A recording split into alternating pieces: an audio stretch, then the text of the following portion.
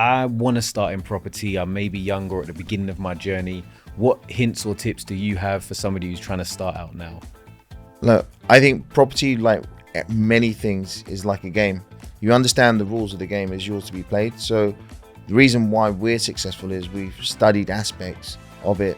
We learn, okay, if I can do this, I can add this value. We talked about the commercial deals. So if you want to get into it, you need to work out a strategy for you to be successful within it and look at an angle where someone may actually be missing, because we mentioned earlier, it's all about solving people's problems.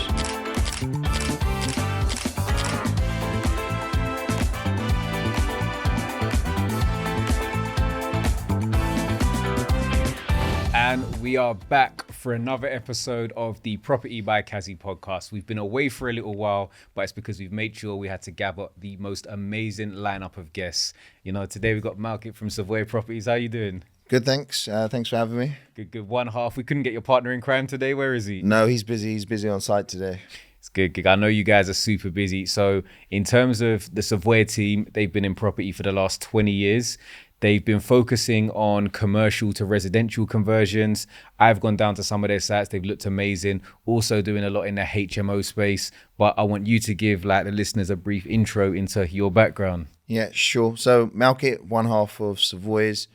Myself and Sanjay have actually been in property for the last 22 years. We started off just vanilla buy-to-lets, moved on to sort of doing some extensions, to some conversions. Then in 2010, we actually ventured into the HMO space. In 2013, we started doing commercial to residential conversions when the new prior approval laws changed. We currently now do up to 30 projects a year. We manage in-house 600 tenants. We're quite active. We've now also launched our own Savoys education company. We've opened our first Savoys office. And yeah, we just feel like we're just only getting started. I think definitely. I mean, look, 20 years in isn't slowly getting started, but there's a lot going on. If you said sort of 600 tenants being managed in terms of rooms, 30 projects potentially per year, 20 years of experience, it's a lot. And sometimes when I have these conversations, I think how far some people have got almost can demotivate some people. But I think let's take it back to really early on. And a starting question I think a lot of people have is, should I go it alone or go it with a partner? What made you and Sanj say, you know what, we're going to do this together? Okay, so just some background about myself and Sanjay. We've actually known each other since 11 years old. So we met on the first day of our secondary school. The reason why I ventured with Sanjay was, now going back over 22 years, we went out for a night out. On the way back, myself and Sanjay live quite close. We got out the car. Sanjay's got, just come in for one drink. I'm like, okay, sure. So I came in. Sanjay's saying just come in for one drink. If you know him, it's very Sanj, by the way. But at this point, he had quite a few drinks. So he actually went straight to bed. And I actually sat down at that point with Sanjay's dad. And he goes, look, Malci, you should look at, getting into property. He goes, there's new loans, these buy-to-let loans are out. So for the listeners out there that don't know, up until probably the late 90s, if you wanted to get a secondary home, you had to get a commercial mortgage. The rates were a lot higher. During Tony Blair's era in the 90s, basically they brought in buy-to-let products, which then had interest rates which were probably quite similar or a little bit higher than what a normal residential loan was. So after taking this information from Sanjay's dad, I went home and opened the newspaper. Back then, there was no Rightmove, Zoop or anything. Was it the Loot? What was you looking at? No, it was Leader in the Gazette. The Leader, yeah. Yeah, so I opened it up, went to the middle section where you had the homes for sale, went through and said, okay, what can I afford to buy in this? And within Hillingdon, there was a house up for 80,000 guide price. And I had a look at comparables. Comparable houses were like 150, 160. So, okay, look, what do I need to do? Solicitor and all the rest of it. Done a little bit of research, had a look at the property. The property was actually in really immaculate condition. Went to auction with my father, purchased it for 120. I called, once I got the keys for the property, called a couple of agents down. They said, look, if you want to sell this today, 150, 155, 160. So we had like a 40K uplift there. So then went to refinance it again. pulled out all my money on an 85% loan to value mortgage, and then was able to then sort of go again and again over the years. And the reason why I also wanted to go into property was when I first started my first job in 2000, corporate company, I witnessed in 2001 9/11 and lastminute.com floated, which crashed basically the share market. And my organization that I was working in had 350 people, and over the course of a year, it went down to 150. So 200 people got made redundant. And I thought, what do I need to do to not be in this position that I actually need this particular job? I think that's a lot of things you said are really interesting there. Like, I think the first thing you said is obviously somebody presenting you an opportunity and then you go in to do the research. Because a lot of the time I think people want things on a plate, you know, but the reality is somebody said, okay, think about property. But that didn't mean they were going to give you the property, give you the keys, give you all the tools. You had to then go out there, do the research, find an opportunity. I think the other thing that I think I always kind of want to mention is, particularly for, you know, the Gen Zs, the younger generation that look at it and be like, oh, how can I afford to get into property? It's so hard now. Everybody else, like, you know, my maybe generation had it easier, the people before me had it easier, but there's always things that make it harder. So for example, there not being buy-to-let mortgages, there not being an active marketplace to go and look. Like, there's always going to be things that where we're going to look back and say, oh, you had it easier, but then you have to use the tools at your disposal to make as much of a success as possible. And you did that, which meant going forward, you weren't reliant on the job or on the market. You were creating, you know, your own infrastructure to make money. But I think so that's the reason why it was sort of Sanjay's dads that sort of pushed you guys together. But then do you have any advice for somebody that potentially is looking to go into business with somebody? What should you look out for in a partner? I think, or look to avoid? well, I think you need to share the same vision. What we've partnered with other people in terms of projects and even starting new companies to go down a certain route. And early on, you've actually realized that that other person doesn't have the same vision as myself and Sanjay. You need to have the set goals that we need to be here. Most people, I find, have a very short-term vision. Like, I just want to get paid. I want to have this. But realistically, if you're going to go into a partnership, it's like a 10-year plan. Yeah, it's a mini relationship. Yeah, and you have to then go through it, and there'll be highs and lows. You have to ride it out, but you have to say, okay, I need to be there. This is 10 years. I need to put this 10 years sort of work in. So the advice I would give is, you know, have a look at the people that are around you. See the ones that you can probably get along with. See if you share the same vision and the same goals. And one of the most important things is, if you're going into a partnership, you need to enjoy it. You need to mark off key milestones and, you know, celebrate those and acknowledge losses and points where you actually need to learn from. I think that's good advice. But I think definitely in terms of long-term actual strategic partnerships, as opposed to let's just make money now, because there's always going to be times where you make money, but there's going to be times, as you mentioned, where you lose money. But the long-term goals are should what keep you on track and keep 100%. You together and keep you driving towards, because, you know, markets change. And I think now is a real testament to that. If you were building out a flip project, for example, a conversion, where I think you do a lot of commercial conversions, and you could be buying a commercial unit with the goal to exit and sell, 9 flats at the end of the conversion. The market changing may mean that, it's not necessarily the market to sell those, and you may have to be able to switch to refinance, but you've got to be on board with your partner that you guys are, have the same goals effectively to be able to achieve that and not be forced into a fire sale, for example. No, 100% agree with that. It's good. So obviously starting with the buy-to-lets, what was the moment that kind of made you say, you know what, we're doing these buy-to-lets, and we call them vanilla buy-to-lets for a reason, because everybody likes them. They're great. They're very common, but realistically, they can still be quite slow depending on the market. What made you transition into the HMOs and then into the commercial to residential space? And what do you like about that space? Okay. So the problem with buy-to-lets is the markup is quite slow. You're also relying on capital appreciation, house price inflation to actually make an uplift in that property. We're firm believers that if you want to be successful, you want to make money in property, you have to solve people's problems. So it took a little while. We're looking, okay, where can we, so myself and Sanjay, make a mark? we came across the HMO market, so late 2000s, and started researching it. There wasn't a great deal of information on YouTube. YouTube was still fairly new at that point. But one thing we noticed was rents were rising. So the cost of a studio in the areas that we were operating were sort of £900 to £1,000. If you add the bills and stuff on, you're probably looking £1,200-1,300 a month. And working professionals at that time, if they're graduates coming in, you're sort of on a 18 to maybe 23, 25K starting salary. Well, take off your taxes and everything, you're not really left with a great deal. We looked at HMOs, and predominantly at that point, most people were either focusing on student HMOs or DSS, housing benefit.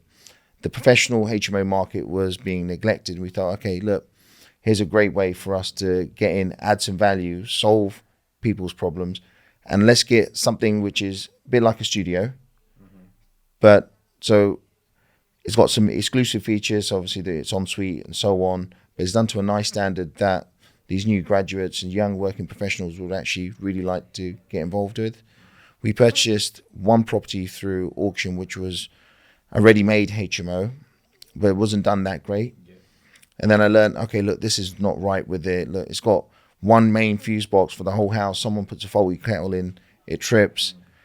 You get calls from 5 tenants now. I get called from 5 tenants. I've got basically 6 keys for it. So the front door key, the keys to the flat, the little HMO rooms, and someone forgets their key, loses their key. I'll get a phone call for it.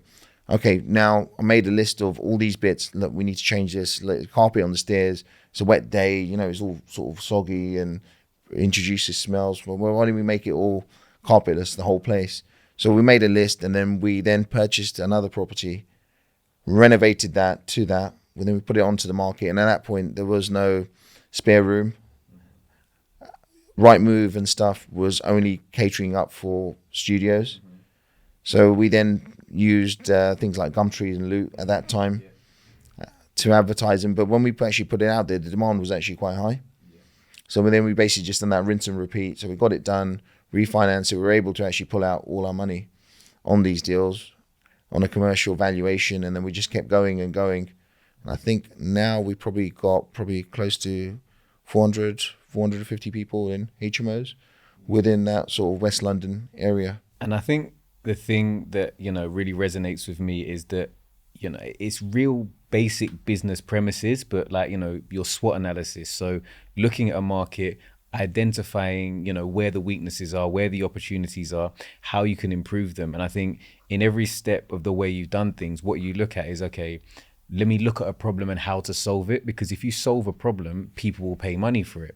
And also if you identify an opportunity, i.e. there are these rising group of professionals that unfortunately can't afford to live in London or want a better work-life balance. They don't just want to be working to live. They want to have that disposable income, and they're more than happy to share as long as you provide the premium, you know, quality accommodation that they're looking for. And you've created that USP that works really well. And I think you've seen that business model really grow throughout London. You see loads of people doing, you know, amazing things. Me starting later on than you, but that was something that I still saw, that, you know, if we can have a house full of, you know, nurses, junior doctors, accountants, you know, all these people that typically you may think, like you said, people target, you know, lower income, that you have really professional tenants that look after it, and you create a system that allows you to manage them efficiently. It's like a win-win for both parties. 100%. That being said, I feel like, you know, generally speaking, you know, for as long as I remember, you can maybe correct me if I'm wrong on this, but the landlord has had a bad rep in terms of whenever there's an issue, it's the bad, greedy landlord's fault. How do you feel about that perception as a landlord? Because it's like, I feel like if you would walk into some rooms and say, I've got 450 tenants, they'd look at you like you're trying to set the country on fire. How do you feel about the landlord rep? I think it's two ways. So one, landlords are perceived greedy. Also, for the years when I was opening newspapers and like Property Investor News and so on, there'll be a landlord being prosecuted, and the name of that landlord would always be like an ethnic minority name. So I don't think it's representative of what's actually going on out there and from the people that I've met. But this is one of the reasons why we jumped on socials, was to actually change that perception. Let's show people what, these type of accommodations actually look like. Let's go out there, invite other people in. I think obviously you've been over and you've seen what we've been doing, and let's try to change people's minds. And look, if we don't do it with the position that we're in, then sort of no one can.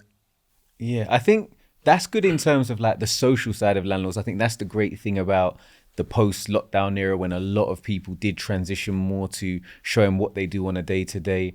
And you have, and I'm sure I've seen the testimonials from your tenants, and I've got tenants, that have been with me for 8 years plus, and they say, look, in this time I've been able, I've had basically, because you've created something that's not just a temporary stopgap as rooms used to be perceived as, you've created me a home, I can stay here and be happy, and have now saved to buy, in that same time, have bought a buy-to-let property, have investments, but still, you've created something that is a home. But I think there's the other side, that the landlord is the greedy person. And what do you think, outside of like, because I know you guys are good landlords and there's loads of good landlords out there, there's always like some bad eggs, like there are bad eggs like there are in every industry, but the perception that landlords just make all this money and are actually creating the housing problem, where do you sort of stand on that? Well, you can clearly see now with the rules and stuff that the Conservatives have put in since 2015 with Section 24. I think, looking at the stats, I think 66 rental properties are leaving the market every day. And I think we've lost probably 250,000 rental properties from that private rental sector already. This has now sort of led to a spike in house prices, a spike in rents. And now the government is actually taking notice that we actually need landlords. So there's a leveling up and regeneration bill that's coming out, which is also going to sort of level some of the rules for landlords when it comes to evictions and rent arrears and so on. So I think the main thing is the government's actually seeing the importance of private landlords as opposed to corporate landlords. I think so, because the reality is that there's a misconception that landlords own half the country. The majority, outside of large institutions, like the majority of properties are owned by owner-occupiers. The typical private landlord doesn't represent a large proportion. However, they do provide a really important service. And if you get rid of landlords, it's just supply and demand. If the government were meeting, the new homes quotas per year and were building all the new properties, the rents wouldn't go up. But the reality is they're not. And not everybody can get on the property ladder straight away. And so you're providing a service. And if you're providing a high level of accommodation, I'm always a little bit like a miss to where this, conception of that the landlord is not providing a service. Yeah. So in life, people look for someone to blame. Do you know why we haven't got it? It's because of these guys. The landlords are that escape group. But if you have a look at what's actually happened since sort of the 60s and stuff with housing, we're not building enough housing. The planning system is completely broken. You know as well as I know that you want to put in a new planning application to add an additional dwelling or convert something into flats. It's not as straightforward. It's basically planning. The department is effectively planning control. They want to reduce the number of houses and stuff that are coming through. The government realizes this. They've implemented small measures, which is like, the prior approvals for the commercial and residential, but that's only making a small difference to it. They really need to revamp the whole system. For example, if you now take a house, you knock it down, you build 9 flats, you don't have to provide any affordable housing, but that plot may have been big enough to have, say, 15 flats. But you would stay under the Section 9. You stay 9 because you don't want to give 30% of it away for free. Exactly. So there's so many issues with the housing system and the planning system that real change and stuff needs to be happening. And obviously, local councils don't build housing anymore. I think, one of the issues with on a local level as well is that local governments get, elected under, a certain manifesto to say that we're not going to allow developers because it's really popular. And then you find that, well, you're actually missing out even further, and there's less affordable housing, in the area itself. In Croydon, for example, that was very much the case. And now it's like a case of no new builds. planning is already taking, that should take sort of 3 months, takes a year, but there's no accountability. And you're right, they are saying they're going to make changes to say that, look, if councils don't actually approve or, decline plans within a specific amount of time, it's going to be deemed as approved. I think these things will go a long way to actually just streamlining the process and also bringing the process into the modern era, because things like dealing with the land registry, a lot of things are very archaic that delay the process. And I think if there were more efficiencies used with technology, it would also help not just landlords but also first-time buyers as well. Yeah, 100%. So you did the HMOs, then we just touched on obviously conversions. So then what was it that made you start to really focus on the commercial to residential conversions? So in 2013, the rules just came out, you could convert offices to residential. We picked up our first commercial residential deal at 330,000. I think we spent at that time 100K on it, converted it to 5 separate dwellings, all internally, got it revalued back up in 2013, and it was valued at £1 million. Like, refinanced at 75%, so all our money that we put in was back out, plus some more, and we were able to go again. So it showed that you could probably double or triple the value of a site quite easily with one cheap application. And that time the application was £80 plus VAT, so £96, no affordable housing, no massive delays. It actually offered a lot of certainty. So I know if I meet these 5 sort of requirements in terms of planning, noise, environment, or so on, that the planning application will be approved. It just provides developers such as us just with certainty on what we're going to be doing, and we can then go out and scale up our business. That's good. And one thing I think that I've noticed is really common when I ask you questions is the idea of like the cookie cutter model. Like, once you realize something works, you don't then go and chase every other opportunity. So people might be doing new builds, they might be doing loft space, they might be doing, off plan and all these different things, but you really tend to find a niche and then focus on it, and not just focus on a strategy, but focus on an area. Because I know whenever I've been to your properties, they've always been sort of in the West London and home counties off West London. Do you think that's helped you focusing on specific areas? Well, we know, your patch. So we know our patch. We know what can sort of work. The other thing was we wanted to scale up our business. So we wanted it to typically be sort of half an hour, maybe 45 minutes drive. And that can also then fit around our family life and our business life. We can do more deals. If something happens on one site, we can easily move a team across to another. But if I'm just doing these jobs all over the country, then our build cost goes up, our traveling time goes up. We end up spending less time with family. So it's the opposite of what our mindset was when we got into development in the first place. What's been your favorite deal you've done to date? Or favorite property? I'll tell you the best. Well, one of the favorite ones was I went to have a look at this commercial site again. What was it initially? This was basically a shop on the ground floor with 2 floors above. I had a look at it. It was up for 475 in Denham. Walked around. I'm like, okay. And there were some derelict garages that were auxiliary use for the shop. And they were like 60 square meters. I'm like, oh, the landlord owns this. He goes, yeah, okay. I'll offer you the asking price, but can you give me this? Garages. And they're like, yeah, look, it's derelict. The roof's damaged. You only can rent that for £75, £100 a month anyway. I said, yeah, sure, we'll give you that. So that was on a separate title. I purchased it. So we started on work on the uppers, converted that to a 6-bed HMO. With the garages, I realized I could actually convert that under the prior approval laws to a self-contained dwelling. So we actually got planning on that to change that to a 3-bed Muse house. I think it cost us 40 grand in total to do the conversion. So external wall insulation, just a new roof, and there's all internal partitions, electric boiler, and basically then got that valued up at 400k.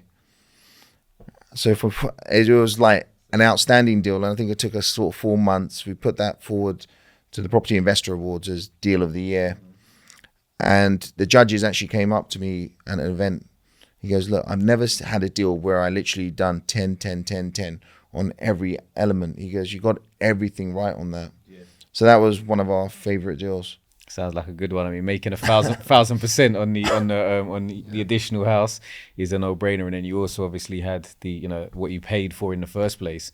And I think that's the idea of like the cherry on top. The deal itself already made sense, and then that was just an added bonus. And I think that's one of the things that some people would come and they would look at you and they'd be like, oh, but Malci, like you got lucky on that one. But the reality is, if you hadn't done all of the others that maybe still made money, but not as much, you wouldn't have the skill set to be able to go and find that one. You wouldn't have the contacts with the agents. And also you wouldn't be attracting the same deals that you are. So I think that's one of the real benefits of, if you stay busy and stay proactive, you will eventually, quote unquote, get lucky or create your own luck. Okay, so that's your favorite deal. Got to go the other way now. What's the worst deal, or a deal that you said, ooh, don't know if I should have been in this one? I think there's not been a bad deal, because where we're based within southeast of the UK, if you hold on, you may have overpaid for a property where you haven't got the planning on it. Mm-hmm. But what happens is, with house price inflation, the appreciation, a bad deal always becomes good. Yeah. So we've had some where we sort of overpaid, and obviously the housing market may have tanked in 2009 a little bit, but we held on to it. Like when it came to sort of 2012, it was back in positive equity. But there's not been a really bad deal. We've had one where, again, this was a prior approval. It was an office, but we didn't do all our groundwork. So we purchased it relatively cheap. It was like 350k, and we were going to convert this into 3 flats. But the council didn't take that it was all an office, so we didn't realize that we need to demonstrate that it was B1A use, and it's had that continuous use for a certain period.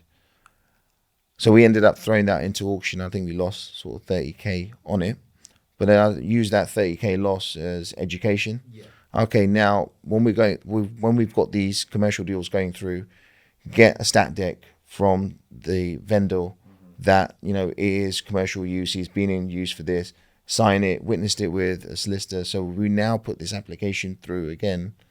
It's more likely to go through. But again, this all comes with experience. And I think that's one of the most common things that I hear echoed from property investors, that a lot of people's quote unquote worst deal is where they learn the most, because you learn through pain sometimes. And as much as you may have been making money through all these other deals, even making that £30,000 loss, you say, well, I'm not going to do that again. And you're a lot more likely to remember that than, if you've made 200,000 from another deal, because it all went swimmingly. So you've got nothing that really sticks in your mind.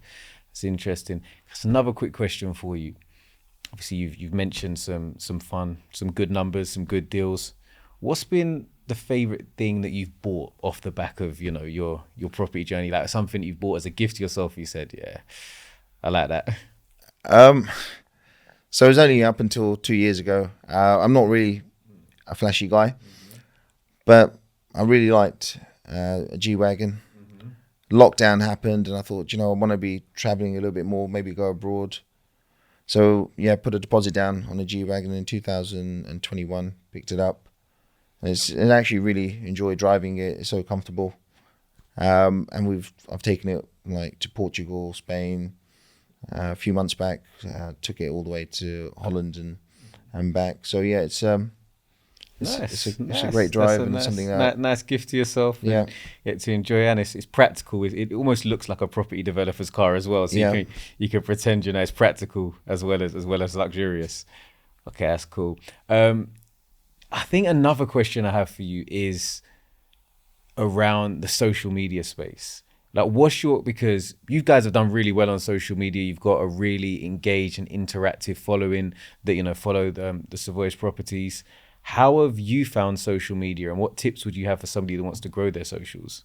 So we actually founded Savoys Properties 1st of April 2020. So we were in lockdown at the time. We're just posting basically just bits of what we're doing with our journey. We found you actually start learning a little bit more about yourself. And then you become a little bit more critical about your work. Actually, I don't want to post that up. I need to make sure that that finished product looks a lot better. And then also, I wasn't a public speaker. You know, I'm not used to really talking. It actually got me to come out of my comfort zone a lot more. We also met many people through social media, such as yourself and others now that we sort of work with, users, suppliers, let's say for blinds and like other contractors and stuff. So it's actually a useful community out there, and you make some great friends. And the other thing which I'd actually learned was if you're known, it's a lot easier getting something done. So we purchased our biggest deal to date last year for £2 million.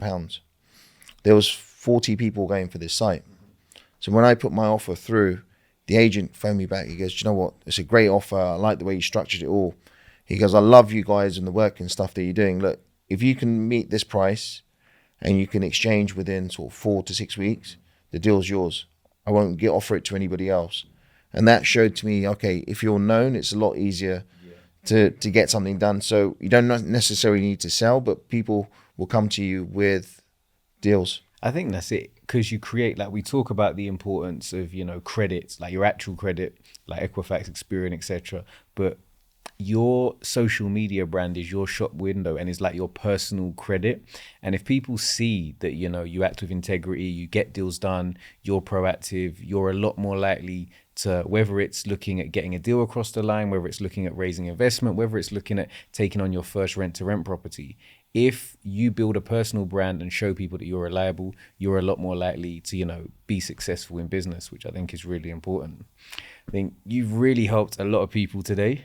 In terms of some of the questions that I've asked you, you've given out loads of knowledge, which is great. Just let the people know, where can they find you if they want to engage with yourself or Savoys Properties? We're most active on Instagram, so Savoys Properties, and LinkedIn. So if you just type in Savoys Properties, we'll pop up there as well. So we're going to make sure we have all of the links for Savoys Properties in the bio of, or in the description of this. In terms of what's next for you guys, I know we just spoke off camera. You're opening the office this week. Yeah, it's opening this week. So, well, it's sort of been open, but it's an official opening. Big launch. For it. Yeah, just because I think we're firm believers that you need to mark milestones. So for us, we set this up during lockdown.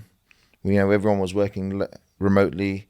We've built a team now up of 8 that are now based in the office, and I think it just makes sense just to mark the occasion, celebrate.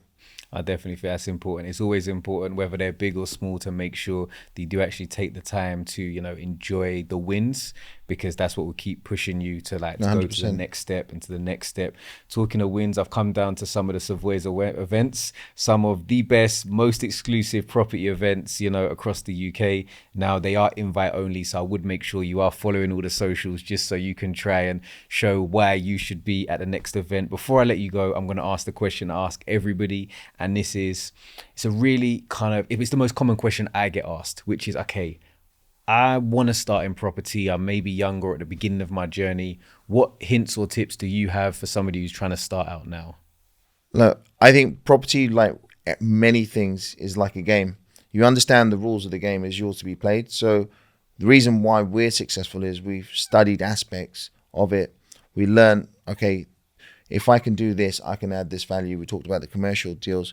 So if you want to get into it, you need to work out a strategy for you to be successful within it, and look at an angle where someone may actually be missing, because we mentioned earlier, it's all about solving people's problems. Mm-hmm.